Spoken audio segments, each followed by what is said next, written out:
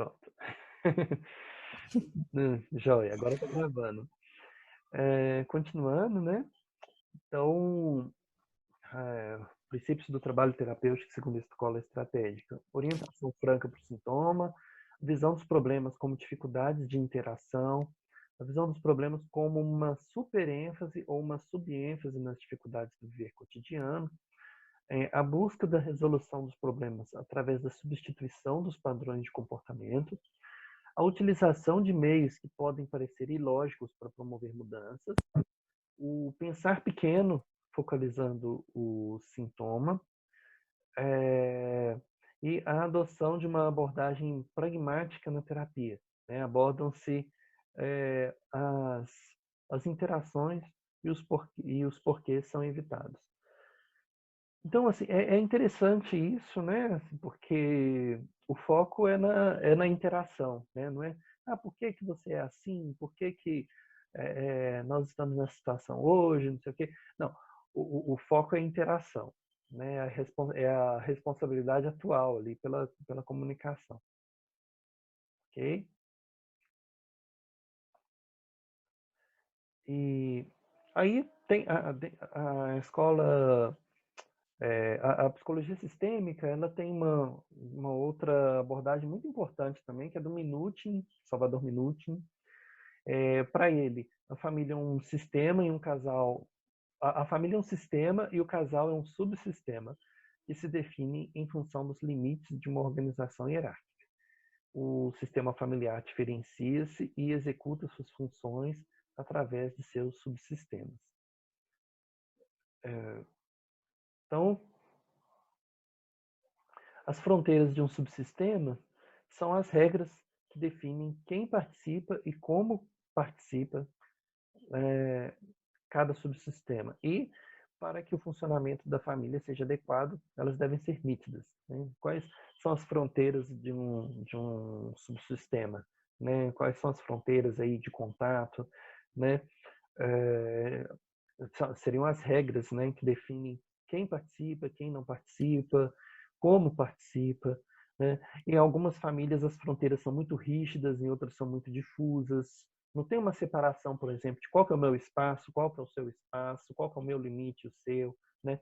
Esses dois extremos de funcionamento das fronteiras são classificados respectivamente como desligado e o aglutinado. Né? O desligado é essa da fronteira muito rígida. Né? O aglutinado é essa da fronteira mais difusa. Né? Isso pode indicar algumas áreas de patologia, segundo a Terezinha Feres Carneiro, que é uma das principais autoras aí da psicologia sistêmica. Tá bom? Professor, teria como citar um exemplo da fronteira desligada e aglutinada? Teria. Deixa eu pensar um pouco aqui.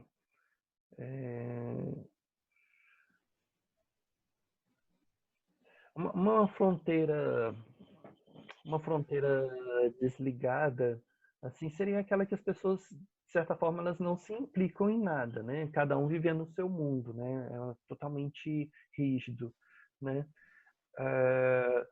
Um aglutinado seria, assim, por exemplo, aquelas pessoas que vivem interferindo na vida dos outros, né? Você já viu, assim, por exemplo, aquela mãe que ela quer determinar até qual que é a cor da calça jeans que o menino vai comprar lá na C&A? Sim. E assim, o menino não tem liberdade para ser quem ele é, para fazer nada. Isso seria um aglutinado, né? Agora pense isso numa relação de casal, né? Assim, por exemplo, quando só um deles tem uma opinião que é respeitada, né? E só um deles é que sempre está certo e a opinião dele é que vale e o outro é a última pessoa depois de ninguém, sabe? Então, isso seria totalmente desligado, né? Aglutinado já seria aquela coisa assim, a menina está numa reunião, numa reunião de trabalho e o cara entra lá no meio e fala assim, aqui, você não fez almoço para mim até agora, não sei o quê. Então, assim, não percebe? Isso pode gerar vários problemas. É meio que o aglutinado, ele seria meio que uma não teria exatamente uma fronteira, né? Uma base de respeito, mais ou Isso. menos assim. Não respeita o Um espaço do atropela o outro. outro. Isso. Né? E o desligado já teria a ver. Deixa eu ver se eu entendi.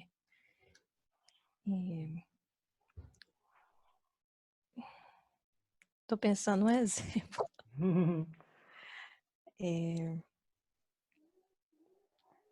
Seria mais rígido. A minha opinião é a que importa e ponto final. Sim, Seria assim. né? É, exatamente. Né? Então, o desligado ele é mais rígido e o aglutinado, ele, de certa forma, há uma mistura assim, na vida do outro, né? Assim, não há uma separação muito bem assim de quem que é meu, o que que é seu, né? Qual que é o meu espaço, qual que é o seu espaço, né? E vocês já viram isso acontecer alguma vez? Ah, Já, o Michael. Ai, ai. várias. Dá problema ou não dá? Com certeza. Não, muito problema.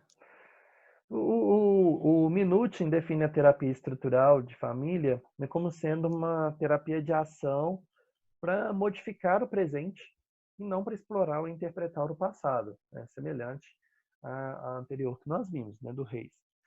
E o objetivo da intervenção do terapeuta é o sistema familiar, né, ao qual ele se une, utilizando-se a si mesmo para transformar. Então, as intervenções vão ser sempre no sistema. Então, não é numa pessoa específica, é sempre no sistema. O problema está nas relações, no sistema de relações. Tá? E mudando a posição dos membros da família ou do casal no sistema, o terapeuta modifica as exigências subjetivas de cada membro. Então, assim, quando você tem, assim, por exemplo, o processo terapêutico ali de família ou de casal, você tem as cadeiras, né? Muitas vezes você até muda as pessoas de lugar. Pronto, agora você vai ser a Dona Maria e você vai ser o seu João. Assim, ó, muda as pessoas de lugar, fazem técnicas de representação, assim, muito interessante. Né? E os passos para a transformação do sistema familiar, segundo o Minucci, né? O terapeuta deve unir-se à família ou ao casal, desempenhando o papel de líder. Na verdade, assim, como qualquer terapia de grupo, né, muitas vezes o terapeuta ele está na função de mediador, né? Ele está ali tentando fazer com que as pessoas tenham uma comunicação mais clara, né? Ele consegue reduzir a tensão, o conflito, né? O terapeuta ele vai avaliar a estrutura familiar ou conjugal. Ele deve criar circunstâncias para permitir uma transformação dessa estrutura, né? A estrutura familiar, né? O que seria essa estrutura familiar? Bom, ela é formada por um conjunto de regras, né? E a psicologia familiar, a sistêmica, ela trabalha com alguns conceitos, por exemplo, transações relacionais, né, e padrões transacionais. Né? O que seria isso? As transações relacionais localizam o lugar de cada membro da família, estabelecendo o papel e a forma que é exercido. E, quando repetidas, as transações relacionais formam padrões permanentes, que são chamados de padrões transacionais. Então, assim, pessoas têm transações relacionais. À medida que você repete esse padrão de comportamento, você teria, na verdade, um padrão transacional. Né? Isso daria uma identidade àquela família, né? Mantém a estrutura daquela família. Tá? Eu coloquei um texto lá para vocês no AVA que explica mais claramente, assim, aprofunda esses conceitos, tá, gente? De transação relacional, padrão transacional. Tá, joia? Porque é bem específico da psicologia sistêmica mesmo. Tá? Mas querem perguntar alguma coisa? Não?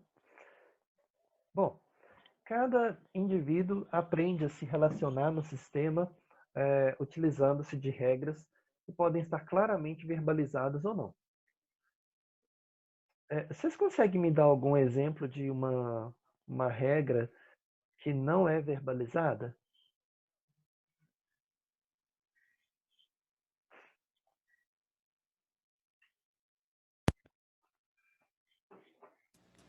Eu não sei se chega a ser um exemplo. Eu tô falando assim porque tá dando um eco no meu microfone, tá muito ruim. Tá. Mas eu imaginei, às vezes, um olhar de uma esposa para o marido quando ele vai falar. Eu imaginei algo mais ou menos assim, naquilo que ela não diz, mas às vezes tá ali no olhar, tá no jeito, né, num gesto. Às vezes até o marido também, que faz ela se sentir acuada de alguma forma com aquele olhar. Pensei por aí, mas eu acredito que tem muitos outros exemplos, né? Uhum, tem. Gislene, você pensou em algum exemplo? Poliana? Não, eu não. Uhum. Eu não sei, às vezes, por exemplo, pode ser que a pessoa vá falar algo. É mais ou menos que pelo que a Letícia falou, às vezes a pessoa vai falar uma coisa com você, só assim com um gesto, com o olhar, você faz, aquilo ali já vira uma briga, às vezes nem precisa falar. Às vezes até um telefone que você bate na cara da pessoa já vira um. Eu penso assim, pode ser mais ou menos pelo que a Letícia falou. Um olhar, Assim, um gesto, às vezes isso. você a pessoa vem discutir com você, você não fala nada, nossa, isso aí vira um. Exatamente, né? Então, assim, existem regras que muitas vezes não são verbalizadas, né? Por exemplo, alguma questão assim de um olhar mesmo, né? Você sabe assim quando uma pessoa está cansada, quando ela já quer ir para a cama, dormir, quando ela está estressada com alguma situação. À medida que você convive com a pessoa, você acaba vendo algumas regras assim de funcionamento, né? As pessoas, inclusive, muitas vezes se tornam um pouco parecidas. Vocês já viram falar que um casal está muito parecido com o outro? É mais por essa convivência, né? Por cada um entender as regras assim, de funcionamento. Então, assim, tem gente que gosta de tomar 2 banhos por dia. Tem gente que toma um só. Tem gente que só toma sábado. São regras. Mas são regras das Aí pessoas. dá briga. Isso aí dá briga. Tem, por exemplo, regras, né? O marido chega em casa e aí da porta da sala até no quarto ele vai espalhando a roupa dele. Ele tira a camisa, tira a Nossa, calça, tira o cinto, tira a carteira e tira o sapato e a meia. Então vira aquele corredor de roupa espalhada, parecendo que você está num depósito de uma fábrica de tecido, assim, né? Ah, vira aquela bagunça. E aquilo gera uma confusão, a esposa não gosta, a esposa toda organizada. Você nem viu que eu limpei o chão, a casa estava toda arrumada, 1 minuto que eu te deixo sozinha, olha a confusão que tá. Então, é... as pessoas elas vão aprendendo a se relacionar. Então, assim, se esse marido ele fala assim, não, então tem que ser um pouco mais organizado, ele vai decidir qual que é o espaço que ele vai entrar para poder tirar a roupa dele, trocar, ir pro banho, enfim, né? Eu não sei, esse exemplo não sei se ficou meio claro para vocês, mas cada sistema tem a sua regra de funcionamento, tá? Então, as mudanças terapêuticas elas são provocadas pelo quê? Por operações reestruturadoras, que seria a efetivação de padrões transacionais, né? Então, novos padrões de comportamento, né? Delimitação de fronteiras, né? Então, precisa ter um limite, né? Qual que é o meu espaço, qual que é o seu espaço. Escalonamento de estresse, isso aqui é bem interessante, né? Quando eu falo escalonamento de estresse, o que vocês entendem? A escala de estresse? Escalonamento. O que é escalonar? Nível. Também pensei em nível. Nível, né? Então, você trabalhar, por exemplo, os níveis de estresse. Então, existem situações, por exemplo, financeiras, que geram um estresse muito grande. Cartão de crédito, conta da água, luz, telefone, aluguel, prestação de casa, plano de saúde, são várias contas, né? Talvez o sinônimo de adulto seja boleto, né? É tanta conta, mas de certa forma o casal ele tem que aprender a lidar com essas situações, né? E não deixar, por exemplo, que esse tipo de situação interfira na saúde do casal ali, né? Uma outra questão são a distribuição de tarefas, a utilização dos próprios sintomas, né, como fim restaurador, né, assim, identificar, o casal conseguir identificar as dificuldades um do outro, manipulação do humor é interessante, né, porque, por exemplo, a pessoa ela pode ser muito sarcástica. Já viu aquelas pessoas que trata tudo com ironia, né? Então, é importante as pessoas tomarem consciência disso, que elas fazem isso, e que muitas vezes elas acabam ofendendo os outros, né? Prejudicando os outros. E apoio e orientação também. Tá? Bom, tranquilo aí até agora? Psicologia sistêmica de casal? Tranquilo. Beleza.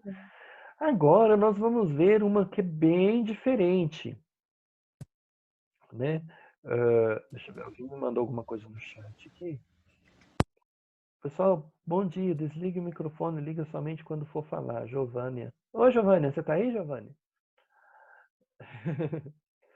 Bom, vamos lá. Estou aqui, professor, bom dia. Bom dia, que bom que você tá aqui, legal. Eu acredito que é uma adaptação para todos, né? Nós só temos 4 pessoas ainda em sala. Não é fácil instalar o Zoom, eu acredito que a gente vai se adaptando, né? Daqui a pouco está todo mundo aí funcionando, se Deus quiser. Ah, com certeza. Enfrenta. Ótimo, muito bem. Estou aqui assistindo, peguei na metade da aula, demorei para conseguir instalar e fazer funcionar aqui o meu aplicativo. Uhum. Eu acredito que não é fácil para ninguém, né, nessa nova adaptação, mas estamos juntos aí nessa nova jornada. Tá certo, muito bom. Bom, vamos seguir, né? Então, nós falamos da psicologia sistêmica, né, no atendimento a casal, e nós vamos ver como é diferente com a terapia psicanalítica, a abordagem psicanalítica. Então, bom, só para começar, né, tem uma ênfase no passado, na história. Qual que é a história do casal? Qual que é a história de cada um deles, né? Então, assim, os sintomas apresentados pelos membros da família do casal, eles são em decorrência de experiências passadas que foram reprimidas fora da consciência, né?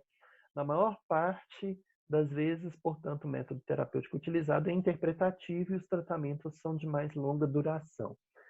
Aqui só para a gente entender um pouco, né? Então, existe um foco no passado, por quê? Coisas que acontecem no nosso passado ficam lá no nosso inconsciente, né?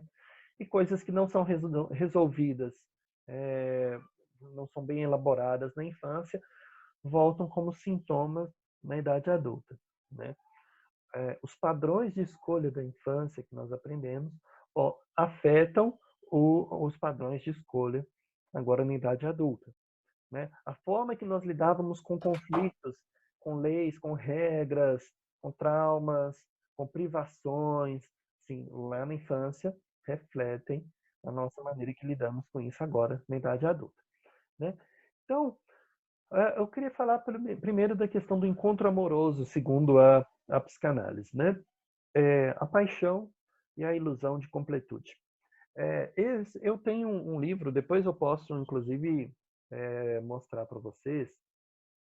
É um livro que ele está, provavelmente, ele deve estar esgotado, né? Um casal no divã, né? Depois eu posso conseguir uma cópia deles para vocês, pelo menos xerocar, assim, se vocês quiserem, né? Do interesse de alguém. Mas nesse livro o autor, Rodrigo Mendes, ele fala sobre a técnica de atendimento psicanalítico a casal. E a primeira coisa que ele fala é sobre a questão da paixão, a paixão e a ilusão de completude. Então, o amor é visto e sentido como algo que completa o sujeito. E ele começa falando, assim, inclusive, da questão da filosofia, né? Mas que o essencial é que o encontro amoroso é marcado pela paixão ou ilusão de completude. Aí, só para vocês terem ideia, né? Paixão deriva do termo grego pathos, padecimento, sofrimento. Então, você já viu alguém falar assim, nossa, eu tô apaixonada, a pessoa está sofrendo. Vocês já viram isso? Vocês já passaram por isso? É uma situação um pouco complicada, né? Então, quando se está apaixonado, o sujeito superinveste o objeto de amor e, em contrapartida, desinveste com relação ao próprio ego, pois tem a ilusão de estar se realizando no outro. Eu acho essa frase fenomenal, assim, porque é isso que acontece. A pessoa, ela superinveste o objeto de amor. Então, a tal ponto que muitas vezes ela deixa de ser ela mesma, né? Ela se anula em favor do outro. Então, a pessoa percebe o parceiro amoroso como seu próprio ideal e não como uma pessoa que realmente é. Querem comentar alguma coisa sobre isso?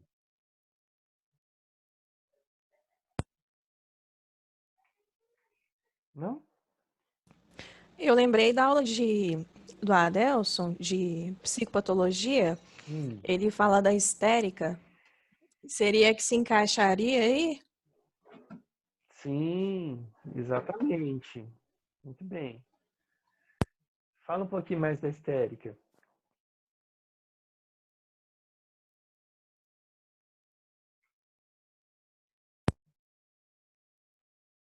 Para mim, travou aqui.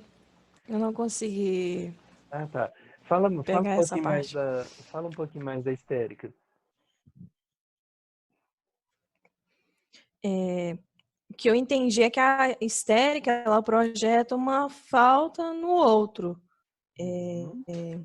O neurótico histérico, ele tem uma falta ali e fica o tempo todo meio que seduzindo o outro, né? Tem uma questão aí da sexualidade, né? Só que ela está sempre insatisfeita. O neurótico histérico, ele está sempre insatisfeito. Ele está sempre buscando uma... Não é uma satisfação plena, né? Porque ela nunca chega lá.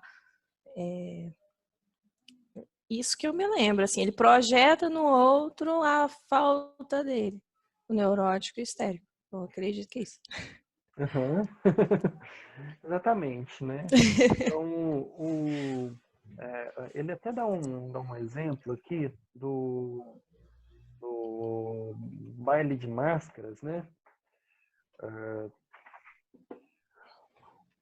Vendo?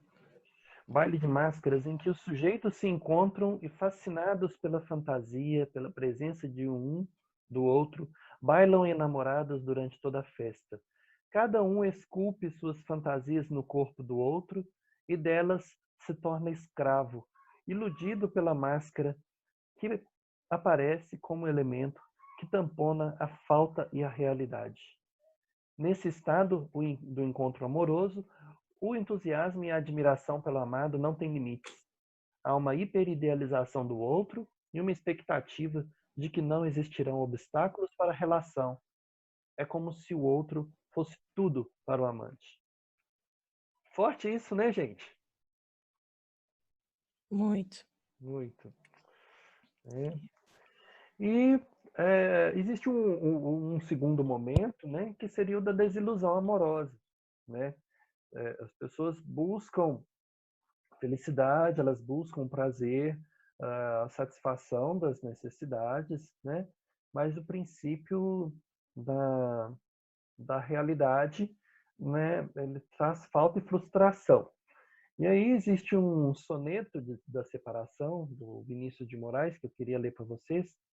Fala assim: de repente do riso se fez o pranto, silencioso e branco como a bruma, e das bocas unidas fez-se espuma, e das mãos espalmadas fez-se espanto.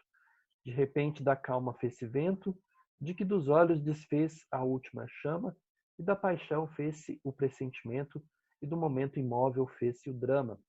De repente, não mais que de repente, fez-se de triste o que se fez amante, e de sozinho o que se fez contente, fez-se do amigo próximo distante, fez-se da vida uma aventura errante, de repente, não mais que de repente. É o soneto de separação, né? Antes riso e depois virou pranto. Então, agora, o que faz com que, por exemplo, as pessoas se separem, né? Bom, quando há uma desilusão amorosa, né, há pelo menos duas possibilidades. Ou o casal não suporta essa vivência e se desfaz, ou eles atravessam esse momento percebendo as limitações de si e do outro, né, sem se desintegrarem, colocando as diferenças a favor da relação e do crescimento de cada um, né? E o fato deles permanecerem juntos tem a ver com, inclusive, com o primeiro passo, que é da própria escolha, né? Como que foi feita a escolha daquele cônjuge, né? Daquela pessoa?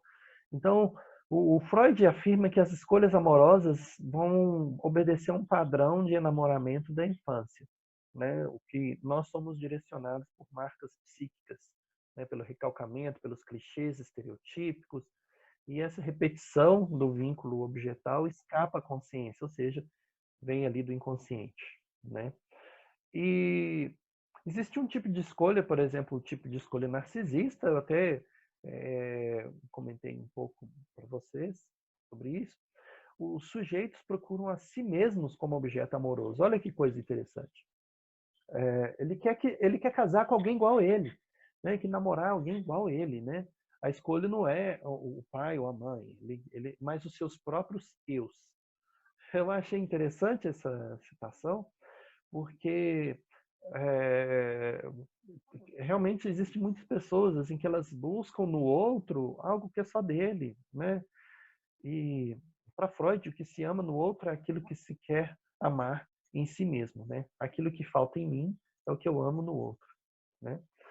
Existe um outro tipo de escolha, que é a escolha anaclítica, que caracteriza-se pela busca de alguém que alimente o sujeito, que proteja, que cuide dele.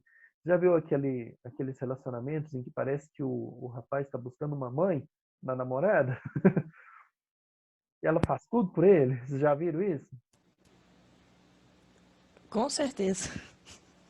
Então, é um tipo de escolha amorosa anaclítica, né? Caracteriza-se pela busca de alguém que alimente o sujeito, proteja, cuide. O homem muitas vezes deseja o amor maternal de sua parceira, associado à sensação de carinho, proteção, amparo, compreensão, nutrição e amor. E os fatores familiares, segundo a psicanálise.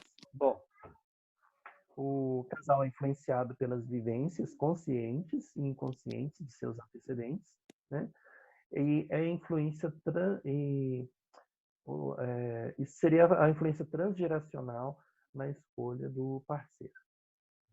E aí, como que seria o tratamento clínico psicanalítico de casais? Bom, primeira coisa, vamos manter a ideia do Freud de aceitar o cliente apenas nas entrevistas preliminares, né? Então, ali naquele momento, vamos ver sobre as expectativas do casal, sobre se eles realmente querem uma mudança, se não querem, né? E diferente daquela, um segundo ponto, diferente daquela questão assim de quando a pessoa chega para a gente fala assim, olha, fale o que vier à cabeça livremente, sem pensar, né? a Associação Livre, aqui nesse momento a gente fala diferente. A gente fala assim, olha, você pode dizer o que quiser, mas quando quiser e da maneira que quiser. Então, é importante a gente falar isso com a pessoa, porque pode ter alguma questão extraconjugal, pode ter algum outro problema, e de repente você nem conseguir conduzir mais a terapia nesse momento. É importante também não fazer perguntas demais, né, nas entrevistas preliminares, para deixar as demandas dos sujeitos mesmo aparecerem. E é importante você falar, assim, por exemplo, sobre a queixa do casal, como eles se conheceram, como é que foi a época do namoro, né? O início do casamento, a gestação dos filhos, né? Como que foi isso? Os acordos também, né? Quanto ao tempo, honorários, também é importante. Assim, logo no início, né? Você faz igual Freud, né? Freud, ele atribuía uma hora específica para cada pessoa. E essa hora, a pessoa era responsável por aquela hora, mesmo que não faça uso dela, né? Então, no caso, por exemplo, uma terapia de casal, você pode estabelecer aí 2 horas a terapia de casal, né? 1 hora para cada um, né? Geralmente, terapia de casal, terapia de família, ela tem um tempo maior, tá? E é isso, pessoal. Assim, por hoje, né? Eu espero que vocês tenham gostado. E na próxima aula eu quero falar um pouco mais, aliás, eu quero falar, né, sobre a psicoterapia individual e da infância também, tá bom? Aos poucos eu vou alimentando lá o Ava, eu estou postando as aulas todas para vocês lá. Eu consegui gravar essa primeira aula nossa aqui e eu vou ver se eu consigo disponibilizar lá no Ava. Existe uma outra ferramenta interessante também, que é o Google Classroom. Não sei se vocês conhecem. Sim. Eu poderia criar uma página lá e também, né, salvar outras coisas para vocês lá. Assim, lá tem uma certa facilidade assim, para poder formatar, salvar as coisas, né? E no mais, gostaram da aula de hoje? Oi? Sim, Daniel, foi muito Sim. bom. Muito bom, professor.